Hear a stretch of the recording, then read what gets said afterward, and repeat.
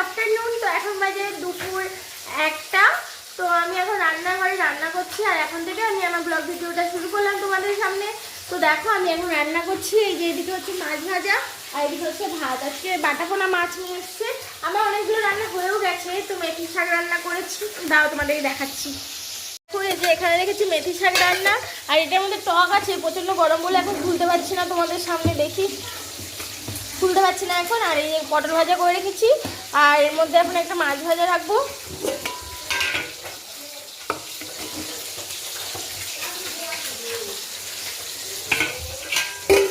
তো আলু দিয়ে, এই যে আলু কেটে রেখেছি, আলু দিয়ে মাছের ঝোল করবো, সেই জন্য এই যে আলু কেটে রেখেছি। আজকে বেশি কিছু সবজি রান্না হচ্ছে না, মাছের টক আর এইসবই সামথিং কিছু রান্না হচ্ছে। ভাতটা এখনো হয়নি, দেখি ভাতটা হলো কিনা।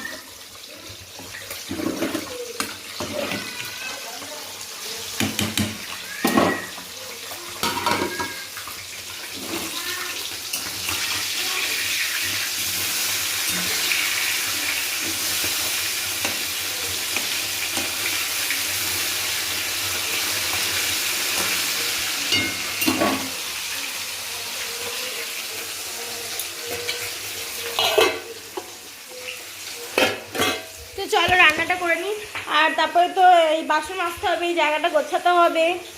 এর মধ্যে যেহেতু পটল ভেজেছিলাম, তারপর আবার মাছ ভাজলাম, তো সেই জন্য তেলটা কালো হয়ে গেছে, তোমরা কিছু মনে করো না। তো এখন দিয়ে দিচ্ছি জিরে ফোড়ন, তারপরে দিয়ে দেবো আলু।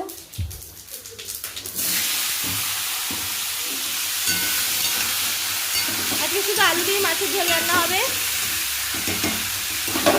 ফুলকপি আনতে বলেছিলাম, কিন্তু আনতে ভুলে গেছে। তো তারপর একটু দিয়ে দেবো লবণ,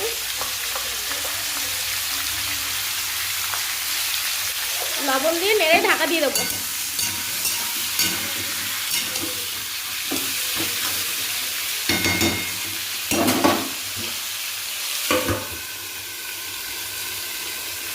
হঠাৎ করে যেহেতু মেশিনটা খারাপ হয়ে গেছে, তো সেই জন্য আমাকে এটাই এখন আমার সম্বল। এটা দিয়েই আমাকে এখন মাংসের ঝোলের মশলা তৈরি করতে হবে। এই যে এরকম এরকম করে ঘষবো, এটা ঘষবো, আদা ঘষবো, আর টমেটোটাকেও একটু ঘষে নেবো, তাহলে ভালো লাগে খেতে টমেটোটা ঘষে দিলে। তো চলো এটা ঘষে নিই, তোমাদের সামনে কী করে করবো বুঝতে পারছি না, তো চলো করে নিই।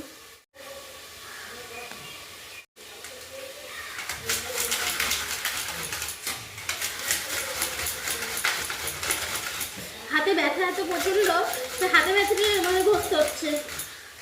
বড়মশাইকে বললাম এটা করে দিতে, কিছুতেই করে দিল না, আমাকেই করতে হচ্ছে। চলো করে নিই, করতে যখন ভাবে করে দিতেই হবে।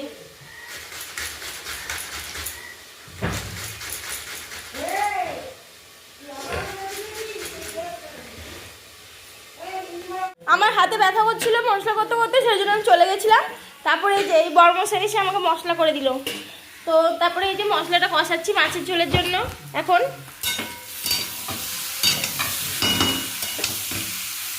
কালারটা কেমন এসছে তোমরা বলবে।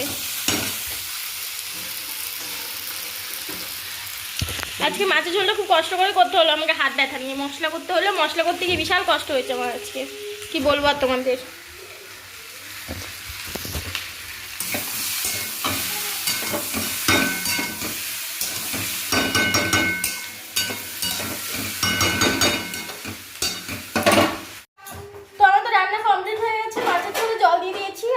মাছের ঝোলে একটু ধনেপাতা দিয়ে দেবো নামানোর সময়, আর গরম মশলা দিয়ে দেবো, তাহলে আমার মাছের ঝোল রান্না হয়ে যাবে।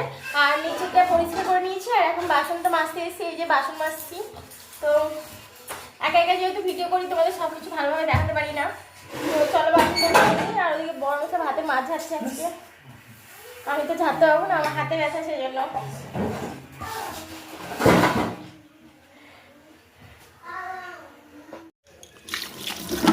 বাসনটা মাজা হয়ে গেছে সাবান দিয়ে, তো এবার ধুয়ে নিচ্ছি একটা একটা করে।